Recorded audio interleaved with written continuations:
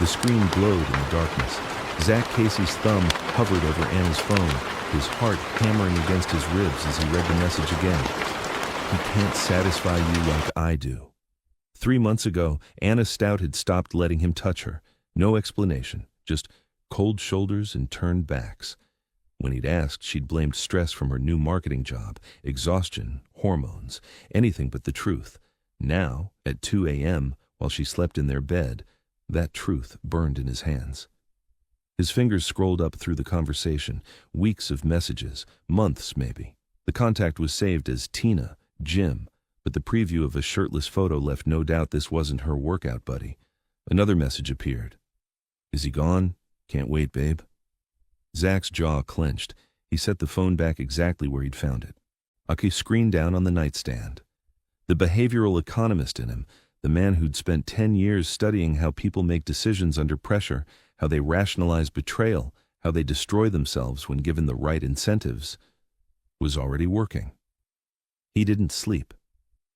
He watched Anna's chest rise and fall, cataloging every detail of the woman he'd planned to propose to next month. The ring was already bought, hidden in his office drawer. By dawn, he had his answer. He wouldn't confront her. Not yet.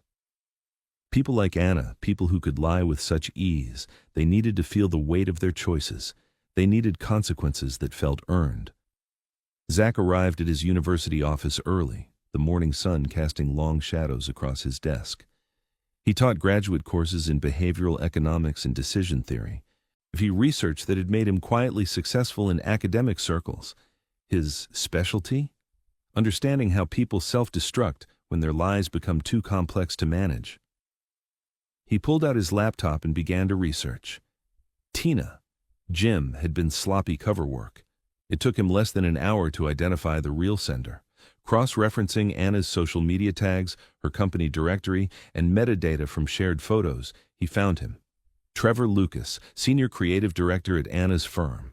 Married, 2 kids. A wife named Christine Houston Lucas, who frequently posted about their perfect family on social media. Zach sat back, fingers steepled. Trevor wasn't just some random affair. He was Anna's direct supervisor. The power dynamic made it worse. He dug deeper, finding Trevor's professional history. 3 previous companies, now each departure shrouded in vague, mutual agreement language. A pattern. Over the next week, Zach played the perfect boyfriend. He smiled when Anna came home late, kissed her forehead when she said she was too tired, and casually mentioned he'd be traveling to a conference the following month. Anna's eyes had brightened, just for a second, before she'd masked it with concern. A whole week? She'd asked. 4 days? Chicago? Boring keynote stuff? That night, he heard her texting in the bathroom, the familiar click-click-click of her thumbs on glass. But Zach wasn't going to Chicago. He was going to build a trap so elegant, so psychologically perfect, that Anna and Trevor would dismantle their own lives piece by piece. He just needed the right leverage. The coffee shop on 5th Street was the kind of place where graduate students hunched over laptops and nobody paid attention to anyone else. Zach sat near the window, baseball cap pulled low, watching the entrance of Palmer and Associates across the street. Anna's building. For 3 days, he'd tracked her patterns. She left for lunch at 12:30. Trevor left at 12:35. They never returned before 2 p.m. Yesterday, Zach had followed them to a boutique hotel downtown, the kind with hourly rates disguised as day spa packages. But surveillance was only prep work. Zach needed inside information, and that meant recruiting. Professor Casey? He turned. A young woman stood beside his table, designer handbag clutched nervously. Belinda Post, one of his former students, now working as a junior analyst at Palmer and Associates. He'd reached out to her 2 days ago, framing it as research consultation. Belinda, thanks for meeting me. Zach gestured to the seat across from him. How's corporate life treating you? She sat, glancing at her watch. It's fine. Your email mentioned you needed insight into workplace dynamics, specifically into how power imbalances create ethical violations. Zach slid his tablet across the table, displaying Trevor Lucas's employee profile. Publicly available information, nothing Belinda would question. Do you know this man? Her expression tightened. Trevor. He's a senior director. Why? I'm researching a case study on workplace misconduct. Anonymous sources indicate he's been involved in inappropriate relationships with subordinates, multiple times. I need to understand the pattern, how these situations develop, how they're concealed. Belinda's hands gripped her coffee cup. He tried with me. Last year. Kept finding excuses to keep me late, touched my shoulder too long, sent messages outside work hours. When I didn't respond, my performance reviews tanked. Her voice dropped. I wasn't the only one. There was Jeannie Willis in accounting. She transferred departments. And Leah Atkins, who just quit entirely. Zach's mind raced. This was better than he'd hoped. Did anyone report it? HR covered for him. His brother-in-law is VP of Operations, Nathan Rhodes. The whole company protects him. Perfect. Trevor wasn't just a cheater. He was a predator with institutional protection. Anna wasn't his first victim. She was his current one. Zach felt the familiar cold clarity settle over him. The same focus he'd had when dismantling academic fraud cases or exposing statistical manipulation in research papers. Belinda, I need your help with something. It's unconventional. She met his eyes. If it takes Trevor down, I'm listening. That evening, Zach returned home to find Anna in the kitchen, chopping vegetables with aggressive precision. She barely looked up. How was your day? He asked, keeping his voice light. Fine. Yours? Productive. Hey, I was thinking, we haven't been connecting lately. Maybe we should talk? Anna's knife paused mid-chop. Talk about what?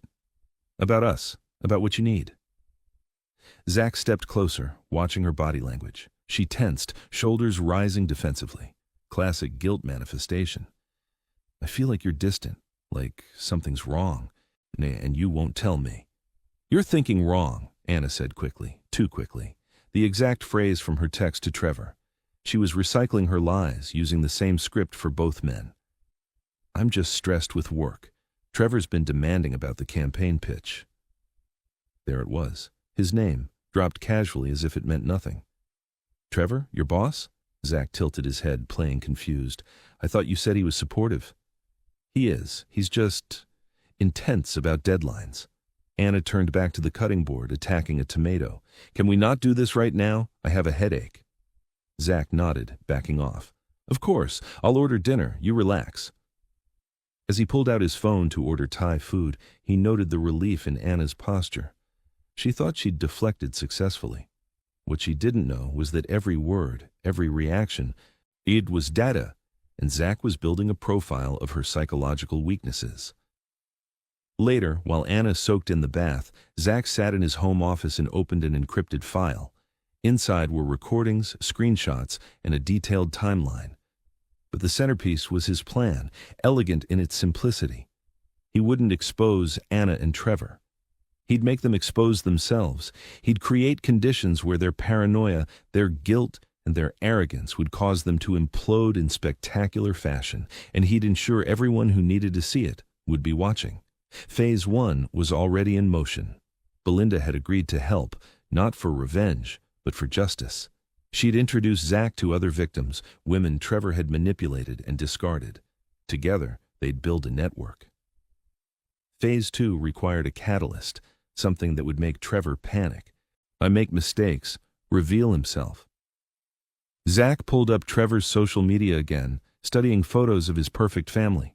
Christine Houston Lucas, his wife, was a journalist, investigative pieces for the city paper, focusing on corporate malfeasance and abuse of power. Zach smiled. Irony was about to become Trevor's worst enemy. He composed an email from an anonymous account. Ms. Houston Lucas, I have information regarding misconduct at Palmer & Associates, multiple women, pattern of abuse. Your husband is involved. I can provide evidence. Are you interested in the truth? He hovered over the send button, then stopped. Not yet. Timing was everything. First, he needed to make Trevor and Anna feel safe, confident, even reckless. Only then would he introduce chaos. Zach deleted the draft and opened a new document. By morning, but he'd have a complete psychological profile of both targets, their fears, their triggers, their breaking points. The conference in Chicago was in 3 weeks. That's when he'd make his move. But before then, he had groundwork to lay, allies to recruit, and a trap to set that would be utterly inescapable. In the bathroom, water drained from the tub. Anna emerged in a bathrobe, her phone already in hand, smiling at the screen. Zach watched from the doorway, his expression neutral. "Feel better?" "Much better," Anna said, still looking at her phone. Another lie, delivered without hesitation. "Good," Zach replied. "You're going to need your strength. Big weeks ahead." She finally looked up, suspicion flickering across her face. "What do you mean?" He smiled. Warm, genuine, and the smile of a man who held all the cards but hadn't shown his hand yet. "Just that you've been working so hard. I'm proud of you." The suspicion faded. She relaxed. "Thanks, babe." As she walked past him toward the bedroom, Zach felt nothing but cold satisfaction. Anna thought she was the one playing games. She had no idea the game had already changed, and she'd already lost. The Riverside Hotel conference room smelled of stale coffee and desperation. Zach stood at the podium, presenting his latest research on behavioral cascades in deceptive decision-making to an audience of academics and corporate consultants. But his mind was elsewhere, tracking the real experiment unfolding 300 miles away.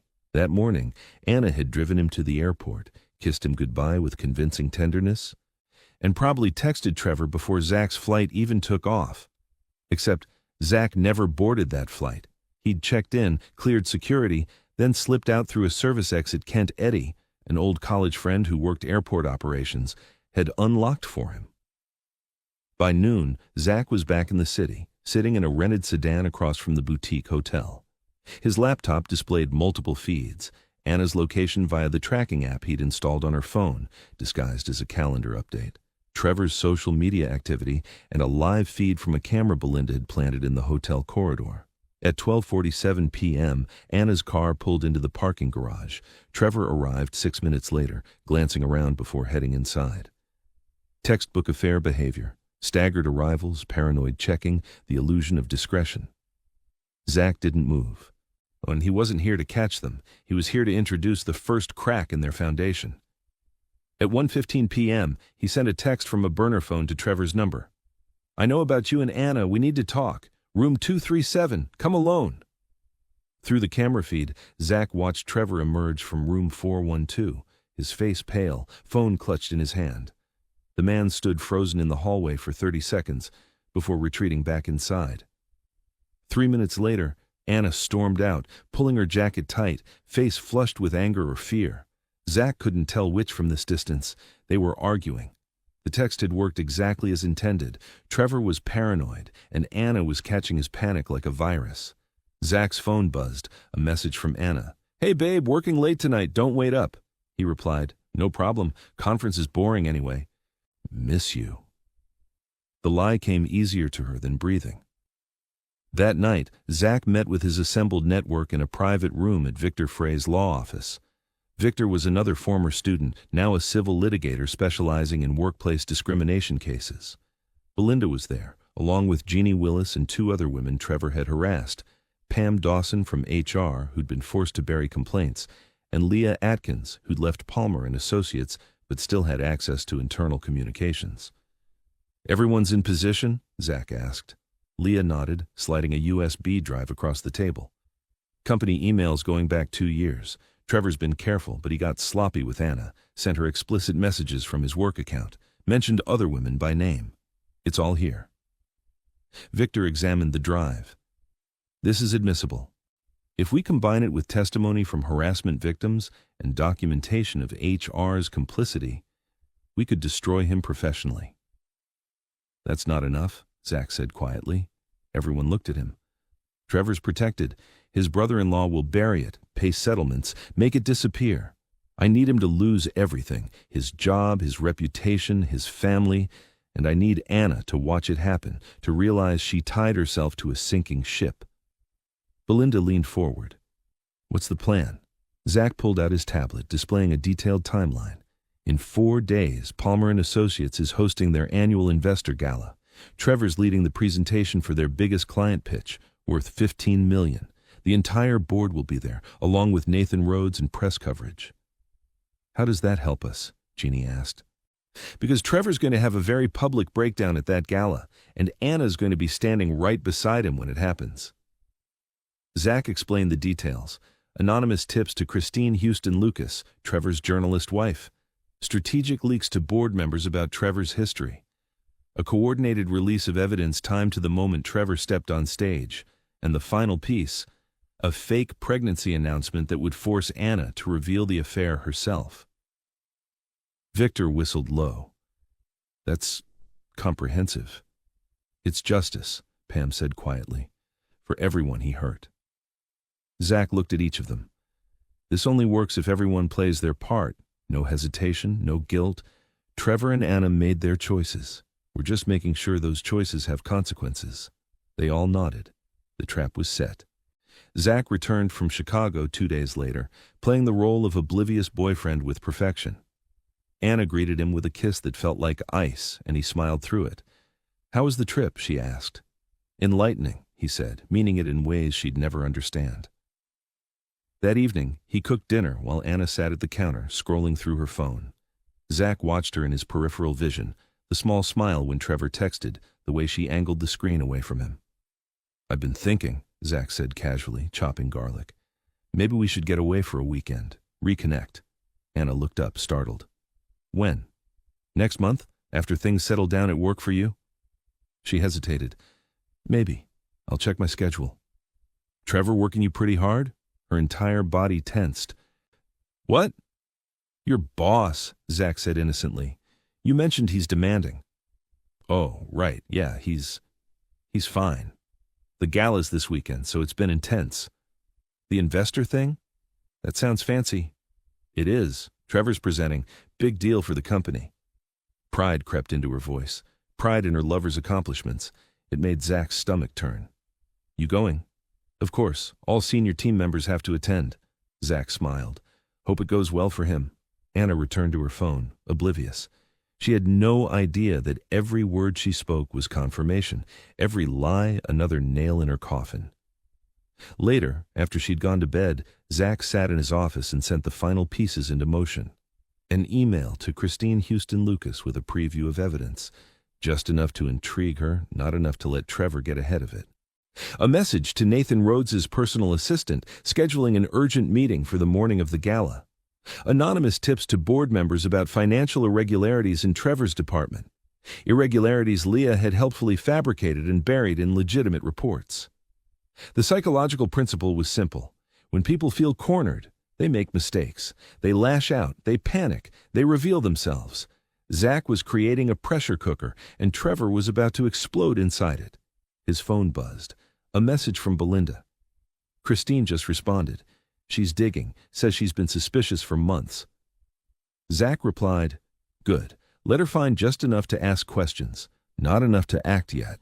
Everything was converging on Saturday night, the gala, the presentation. In the moment when Trevor's world would collapse in front of everyone who mattered, and Anna would be right there, watching the man she'd betrayed Zach for destroy himself in real time. Zach closed his laptop and allowed himself a rare moment of satisfaction.